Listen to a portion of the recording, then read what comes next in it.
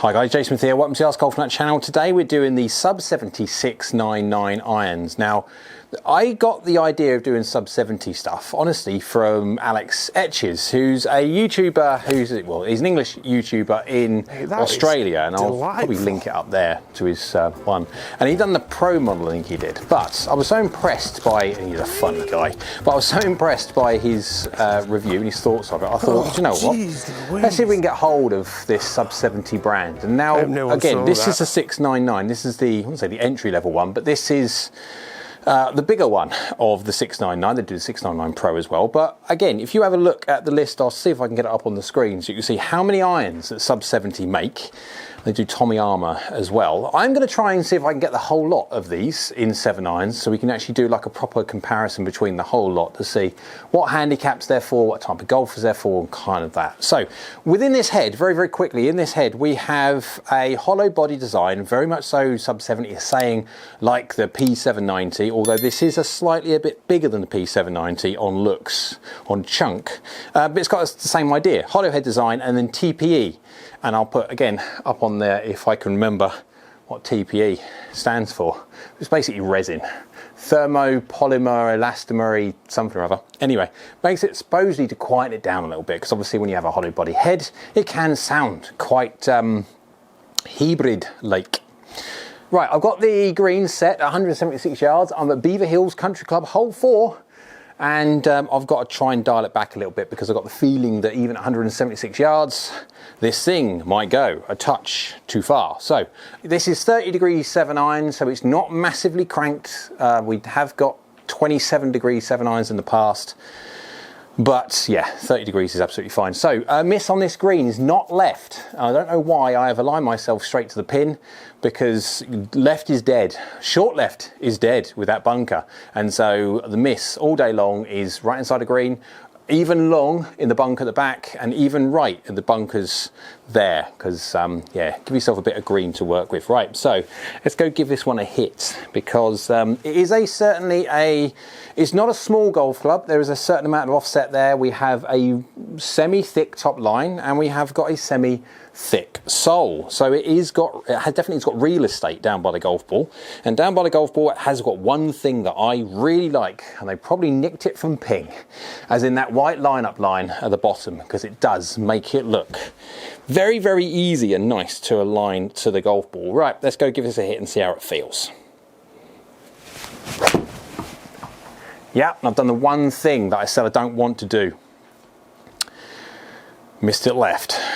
Now that would be an absolute nightmare to get up and down. And so this is the point. Now, if I was playing golf like in the real world, I would be aiming middle of the green. And so if I was to do that as a mistake, again, it wasn't a bad strike, I just overclosed the face. And of course you get that slight drawy movement. Well, that slight drawy movement, if I aimed in the middle, would have hit the left-hand side of the green. And so yes, when it comes to patterns and stuff, I would not be messing with this pin. Feeling wise though, it's an explosive feel. The TPE inside this head is working overtime to try and quieten this old girl down. Now I know some people don't care about feel, sound, some people do. So for the people who don't care about feel and sound, yeah, and for the people that do, it is not quiet. It is a definite explosiveness off the face. I've got to be careful on that left-hand side. I really need to move that alignment line. I'm going to do the same thing again. Oh, just baby overdraws. Now this is the thing, I think I will move it. Shall I move? Oh, I'll leave it the same, doesn't matter. So slightly low on the face, I could hear the audible difference from the low strike. Now I'm going to be doing proper full forgiveness on this, so I'm going to hit this all over the face. When I'm finished here, I'm going to whack it all over the face to see how forgiving this thing is, because obviously this is a 30 degree 7 iron, and efficiency, even with not a ideal strike, it was low on the face, it's still at 1.36, which is very good. But then again, this is a hollow bodied head, and it's certainly coming off fairly quick. I've done it again. See, I really need to dial my speed back, and look at that. Woof, is that carrying. 180 yards. Yeah, decent strike, slightly overclosed. Again, it's me. I think I need to align it in the middle of the green rather than, because these are very slight pulls. I mean, that's 8 yards offline, which is not bad at 186 yards total. We are just talking about, I've aligned it straight to the pin on this green where you would never align straight to the pin unless you play a fade. If you play a fade, then align to the pin and fade it away from trouble. But the grouping is very, very good at the moment. It's just a case of, yeah, I'm aligned in the wrong spot. But it's a thud. It is a proper thud, crack, explosive pop off the face, this thing is. 36 yards in the air, 49 degrees descent angle at 183 carry is mighty good.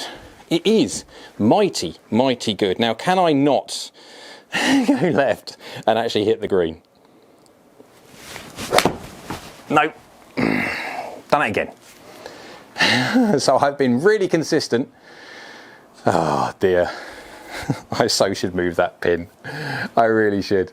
Again, all of those ones have been slightly over closed face. Again, you'd work with the patterns. If I was hitting this on a day, I would just be aiming mid to right hand side, right centre of the green, and letting it draw in, if that's what I'm doing today, which is, again, you react to what you do during the day. Right, we'll hit one more. And let's see, I tell you what, I'm going to flick over quickly. I'll move the alignment line and do one last shot where I can actually try and hit the green.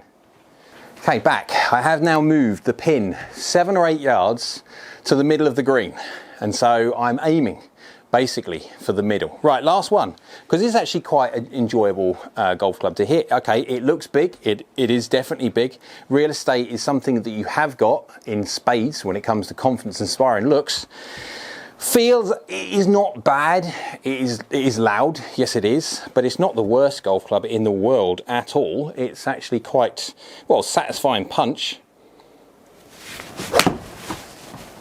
Oh, there we go. All right, so now you want to hit a straight shot. I'm happy with that. That's the kind of shot I'd want to hit all day long on this pin. Aim for the middle, and if you hit it in the middle, then great. If you draw it slightly, it's going towards the pin, but it's not missing left. 181 yards of carry. That's with a 90-mile-an-hour clubhead speed, so I'm not fully warmed up yet, and that's already carrying in the 180s. They're saying that this face is 1.7 millimeters thick, but I tell you what, it's getting it out there.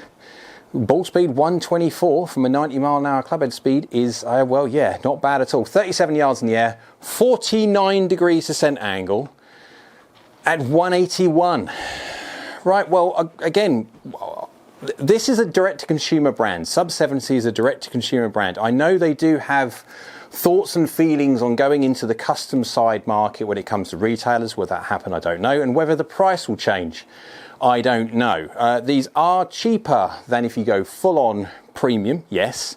And they do have some options when it comes to shaft. Now, I've got this in the KBS Tour 120 stiff. It's fine. I'm not shaft. Well, I don't really care about shaft too much.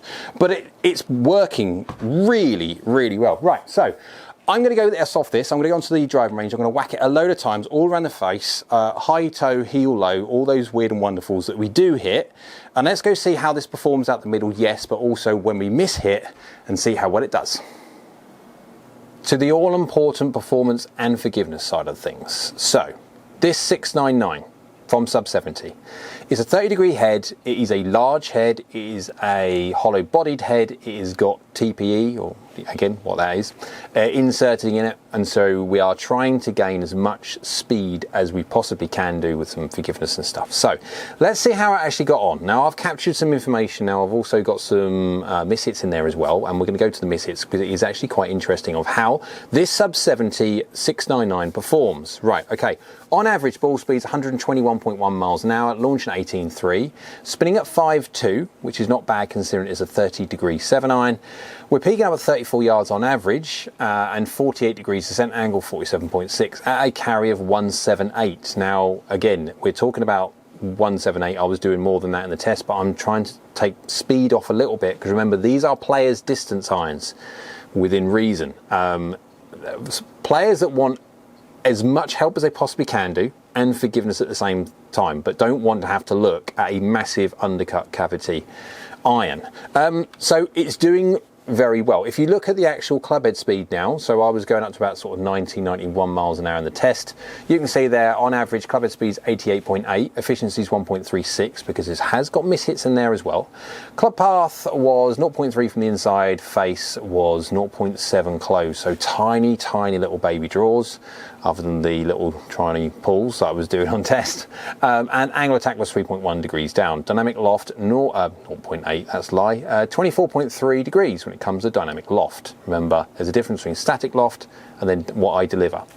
2 mil hill, 4 mil low was the average strike point, but you have got standard deviation on there, and of course this has got mishits in this data as well, so obviously they would take distance off, and so you can see the face impact, the standard deviation number 6 and 5, that's a variation of how much I'm moving around the face.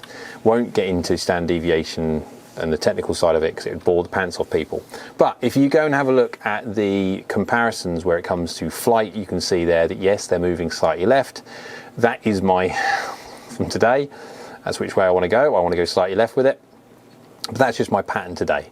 And you can see there's some mishits in there as well, so it makes that bubble look artificially bigger than it really is. And the strike was pretty good, and you kind of get the idea. Now, to the important mishit side of things, where we see how the 699 gets on when it comes to hitting it all around the face, not just smack in the middle that we see within reason there. So the first one we'll go to is a heely one. Now, I'm trying to capture normal heels.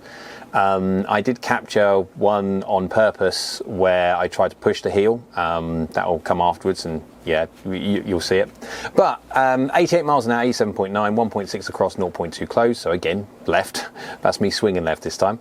And 2 mil low, but 9 mil heel. So it is a single digit miss. And it was efficiency of 1.37. 1.37 was better than the average of the hits. Now, of course, we'll go into why in a sec, but that's doing really well from a 1.37 efficiency from a slightly heely shot. Now, okay, if you're going to deviate any more than 9 into double figures and start going in, I would be very, very careful if your strike pattern is anywhere near that as a pattern. That's getting very dangerously close to if you have one day where it's slightly more heely than another day, you're going to get really close to the shank. And of course, talking about the shank or the hosel rocket, my next one, as you can see there, 87 miles an hour, 1.7 point inside, 0.1 closed, 24 mil heel, 7 mil low. 24 mil heel is a little bit too much because, as you can see, side angle, it started basically 8 degrees right. Lost a load of distance because, yeah, that's going right. I hoselled that, and that's what happens when you push the heel too much, to see if you can capture one very, very close to the hosel. So obviously that's in no way a measure of how it performs. That's me pushing the heel too much. So it's a bit more of a jokey one more than anything else. Right, go back to a bit more sensibility. The next one, low on the face but slightly heely, 11 mil low, 6 mil heel, efficiency of 1.32. So you can see now the efficiency is starting to come off a little bit, because it is now quite a bit away from effective middle, and it is low on the face. But delivery is good, 0.3 from the inside, 0.6 open, so it's very, very close to 0.0. 1.32 is not doing bad. Next one, we've got again 1.32 from the efficiency, 0.5 from the inside, 0.2 closed, again 0.0 on the delivery. This time it's 5 mil toe but 13 mil low, getting even lower on the face, yet it still retains its 1.32 efficiency. Now, okay, we have dropped a bit from when it comes to its full on. You will do hitting it from there, but it's doing surprisingly well. Now, okay, this golf club is a big golf club. It's not massive. It's not like G700 kind of from Ping massive, but it is a decent sized golf club. So it's doing well. Not surprising from its design, but it's still doing well considering that's over, well, half an inch low on the face. And then when it comes to the toe shots, I've got one here, 19 mil toe, 4 mil low, so very toey. Gross, that's 23 mil off of the middle, and that's not far from an inch. 1.35 efficiency. That's doing really well from a 19 mil toe. Club path is 1.3 across and 1.9 close, so again, that's me telling it to go left. But it's doing really well. So when it comes to comparing this against a premium brand, it will be an interesting one to put it up against something like a G430 or something like that to see how it fares. Now, again, my first feelings, it will hold its own. It's doing pretty well. Considering obviously this is 19mm off the face, it's quite a distance away from middle. And talking about middle, I've captured one here for the last one. 0.2 from the inside, 1.2 close, so baby left one. Again, of course it would be today. An efficiency of 1.39, that's from 2mm low, 3mm hill, so very, very small amounts. It's basically, middle. 1.39 efficiency is a very, very springy face, indeed. Okay, so conclusions when it comes to the direct-to-consumer SUB70 699. Now, when it comes to the direct-to-consumer market, there's going to be a couple of thoughts on this one. One, okay, are they trying to take on premium manufacturers? Well, I don't think necessarily they are. I think what more importantly it is a case of giving someone who can't quite justify affording the whole idea of going £1,000 or whatever it is for a new set of premium irons, but you can have the same idea in a slightly lower price point. Now, yes, there is going to be some pros and cons with that one. The cons are possibly, are you going to get absolute custom fitting ability that you can do with a premium manufacturer? Sometimes yes, sometimes no. SUB70 have got a decent custom fit regime involved, so that is a possibility anyway, so that's not too much of a problem. Are you going to get deficiencies in performance and forgiveness? It's going to be arguable, if any. It's doing really, really well. Is it the most forgiving golf club I've ever tested? No, but it's doing very, very well. When it comes to looks and feel-wise, the sound, it is quite loud. Yes, it is. It has got TPE in there, but that TPE is working very hard at trying to keep the golf club sounding not like a hybrid. It does. It sounds like an iron, but it is an explosive pop. It's quite a confidence-inspiring explosive pop. But yeah, and when it comes to the looks. Now, does it look like a premium manufacturer's golf club? That's arguable. Now, when it comes to the chiseled, refined, engineered to perfection looks of the premium manufacturers, which spend a ridiculous amounts on machining, does it look in the same bracket as that? Possibly not.